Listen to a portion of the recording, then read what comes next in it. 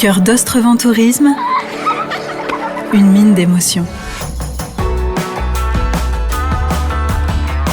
Bienvenue dans Cœur d'Ostrevent, le podcast qui vous emmène dans l'une des régions les plus captivantes des Hauts-de-France. Kaina vous emmène à la découverte des produits locaux et du savoir-faire de Cœur d'Ostrevent. Épisode 3, au cœur de l'artisanat. Bonjour, moi c'est Kaina, je suis journaliste et je me balade sur le territoire de Cœur d'Ostrevent pour mettre en avant les producteurs locaux. Direction les Chevrettes du Terry à Rieulay, où m'attendent Julien et ses chèvres pour une balade qui, je l'espère, sera suivie d'une bonne dégustation de fromage de la ferme. J'en ai déjà l'eau à la bouche.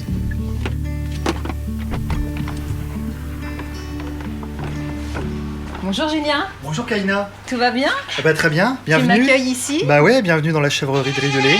Et puis on est bien accueillis, Voilà, je vois que tu es bien entouré. Elles sont très polies, les petites chevrettes. Bon, en vérité, c'est parce qu'elles attendent leur maman qui sont en pâture. Ah, donc on a du travail là, Voilà, c'est ça? on a du travail, là il est tout pile l'heure, il va falloir qu'on aille les chercher, qu'on traverse le Terry, on a de la marche. Et puis qu'on les ramène ensuite ici pour la traite et puis qu'elles passent la nuit dans le bâtiment. Eh ben je te suis, allons-y. Allez, c'est parti. Allez, passe.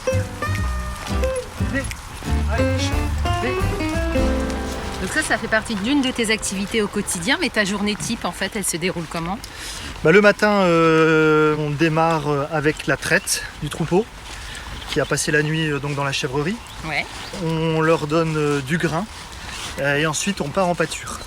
Le long du trajet, en fonction du temps qu'on a dans la journée, éventuellement, si on a le temps dans la matinée, à ce moment-là, on prend le temps de les faire manger du petit déjeuner sur le trajet. Donc sur le Terry et à la fois dans cette zone de marais ici, plus elles mangent varié, plus elles auront les vitamines, les oligo-éléments qui vont faire qu'elles seront en bonne santé. Et meilleur sera leur lait. Et meilleur sera leur lait. En effet, voilà, on a un lait qui est quand même bien plus riche, alors en moindre quantité, qui va derrière permettre de développer des arômes dans le fromage qui seront plus typiques du fromage de chèvre. C'est des animaux qui doivent manger ce qu'elles ont à leur hauteur.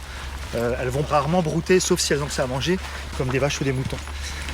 Donc du coup, la journée type, on les conduit donc en pâture.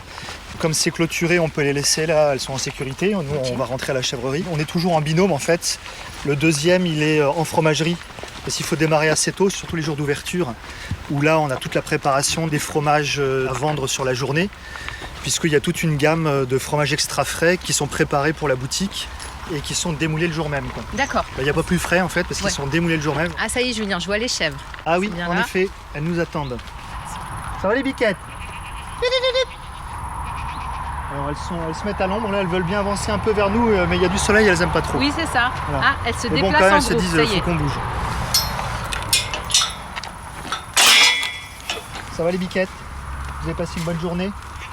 Alors on doit en avoir 38. 1, 2, 3, 4,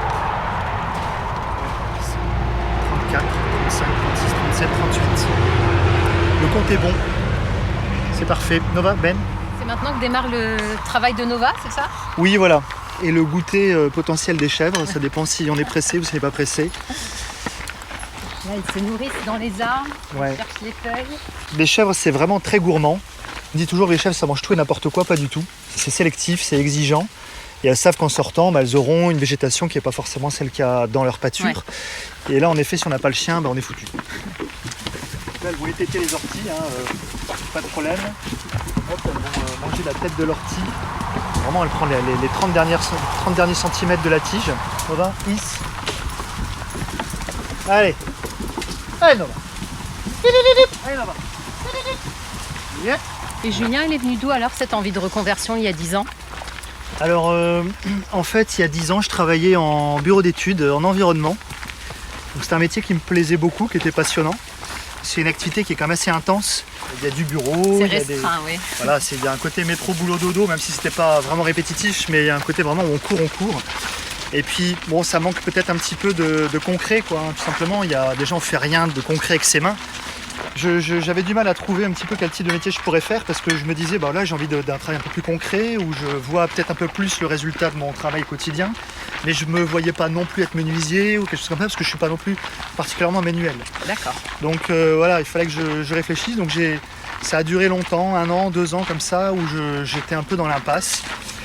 Et puis au gré un peu des creux de motivation, En fermant les yeux, je me voyais qu'un troupeau de chèvres dans la montagne et mon bâton, mon chien. Je me disais, bon, il faut que j'arrête d'avoir des pensées ridicules comme ça. Mais ça revenait. Au bout d'un moment, je dis, mais c'est vraiment ça que j'aimerais bien faire. J'aimerais faire vraiment ça. Et puis je me dis, mais en plus, quand on a des bêtes, il n'y a pas que ça. Il n'y a pas simplement de se promener comme ça. On ne peut pas en vivre de se promener des bêtes, sauf si on a des centaines avec des moutons, etc. Alors là, on va aller à gauche. Nova, Benaki. Allez. Yep. Et donc c'était pas le tout d'avoir un troupeau, mais c'était derrière de faire quelque chose en plus. Voilà, et en fait en réfléchissant, je me suis rendu compte que, en fait, éleveur de chèvres, certes on pouvait avoir des moments sympas de se promener avec son troupeau, mais on avait aussi un côté artisanal avec la fabrication du fromage. Il y avait un côté commercial avec la vente du fromage, le contact avec le client. Il y avait un côté aussi pédagogique, si on voulait faire une ferme pédagogique en utilisant la ferme, le troupeau comme support. Ça pouvait être assez complet, et puis voilà, ça cochait pas mal de cases qui me plaisaient. Et puis aussi le fait en général, quand on est agriculteur, on peut habiter sur sa ferme. Moi, c'est un truc qui me tenait pas mal à cœur d'avoir mon logement là où je travaillais. Ouais. Et puis il y avait aussi le fait de lisser un petit peu le quotidien, d'avoir une vie un peu plus harmonieuse dans le temps. Tu as laissé le stress pour la liberté, un peu de retour aux sources, on va dire. Voilà, tout à fait. Donc là, on travaille tous les jours avec des bêtes, on n'a pas le choix. C'est tous les jours, c'est toute l'année. Mais du coup, on a aussi le choix de s'organiser un petit peu comme on veut. Voilà, moi, je préférais avoir une vie plus sympa, plus belle, qui me donne moins envie d'avoir des vacances finalement, parce que le quotidien, il est satisfaisant, quoi. Et pour concrétiser tout ça, passer d'ingénieur à éleveur de chèvres, il a fallu quand même une formation et une étape, quoi. Oui, tout à fait. Oui. Et donc, j'ai fait une formation en Haute-Savoie pour apprendre le métier. Et le truc, c'est qu'au bout de 6 mois à 1 an, j'ai commencé à sentir quand même dans mes tripes des racines du Nord-Pas-de-Calais qui vibraient, qui m'appelaient. Puis aussi une dynamique dans cette région ici, dans le Nord, où on est quand même un peu plus dans la créativité. Oui, donc il y avait une nécessité de choix de terre aussi. Donc moi, n'étant pas du tout du milieu agricole, n'ayant pas de terre dans la famille, ça a été très compliqué. Sauf que les biquettes, c'est pas des tondeuses, c'est des débroussailleuses. Et qu'en ayant un endroit où il y a de la broussaille en quantité, eh bien on peut faire du lait. Est-ce que je peux passer, les filles ? Yep. Allez, on rentre à la maison. Yep. Allez, biquette.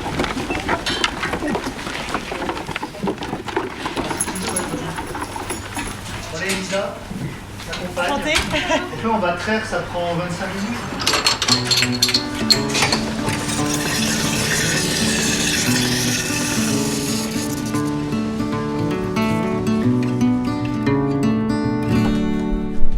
Julien, on se retrouve dans la fromagerie. On est entouré des fromages donc produits avec le lait de tes nombreuses chèvres. Exactement. Tu peux nous expliquer un petit peu ce que tu as comme gamme de produits, ce qu'on peut retrouver dans cette fromagerie ? Oui, alors déjà, sous nos yeux, on a les crottins qui ont été moulés ce matin, qui vont être démoulés demain matin et mis en vente en boutique. Donc là, ce sera les crottins frais qui sont blancs, qui n'ont pas encore le goût de chèvre parce que l'affinage n'a pas démarré.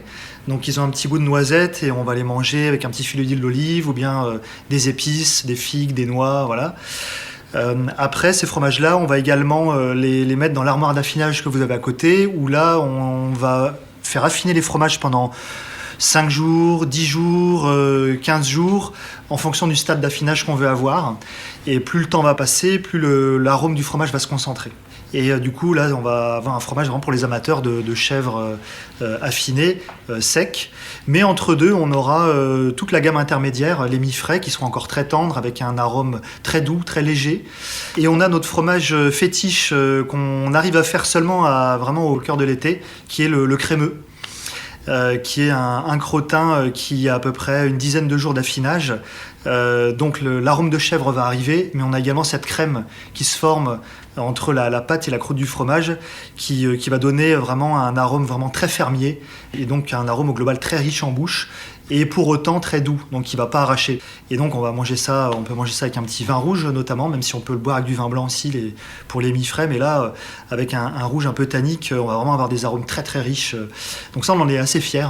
Et toute cette gamme-là, on la retrouve ici à la boutique ? Exactement, on la retrouve en boutique. Nous, on transforme l'intégralité du lait du troupeau que vous avez vu ici à la ferme tous les jours, et l'intégralité de ces fromages sont vendus ici en boutique. Donc tous les mercredis, samedis, dimanches, on ouvre la chèvrerie en mode entrée libre et gratuite. Donc les gens peuvent aussi bien venir en boutique que rentrer dans la chèvrerie simplement pour aller voir les animaux qui sont là, venir voir la traite à 18h. Et puis entre 11h et midi, 16h et 18h, là on a la boutique qui est ouverte pour les achats de ces gammes de fromages, donc du frais à l'affiné en passant par le crémeux, mais également du fromage blanc, du fromage à tartiner à l'ail des ours, des bûchettes, des yaourts, de la faisselle. On a également des crèmes vanille, des crèmes choco. Toute la gamme de laitage en fait qu'on peut produire avec oui, le voilà. lait de chèvre. On va également avoir un produit qui ne se mange pas. Est-ce que tu as une idée de ce que ça peut être qu'on fabrique avec le lait de chèvre? Qui ne se mange pas. Ah, du savon. Du savon, Oui. exactement. Ouais, ouais. Du savon au lait de chèvre, puisque le lait de chèvre a des propriétés très intéressantes pour la peau. Donc on a une gamme de savons qui est faite par un artisan savonnier qui est dans le secteur ici.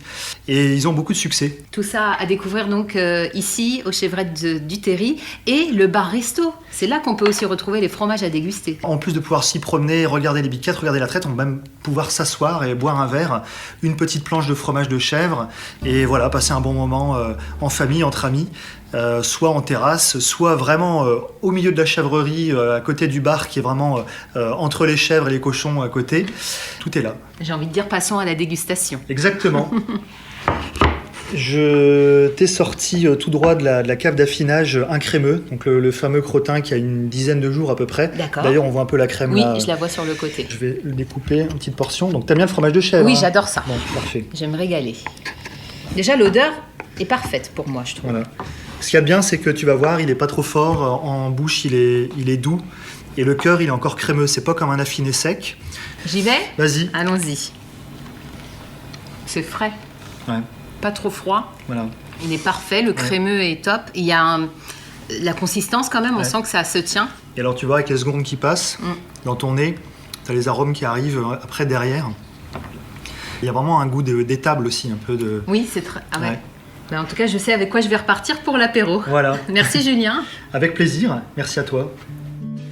Et voilà, ma journée de découverte du savoir-faire artisanal se termine auprès de la chèvrerie. Eh bien, je vous dis au revoir et je repars le sac plein de bons petits fromages.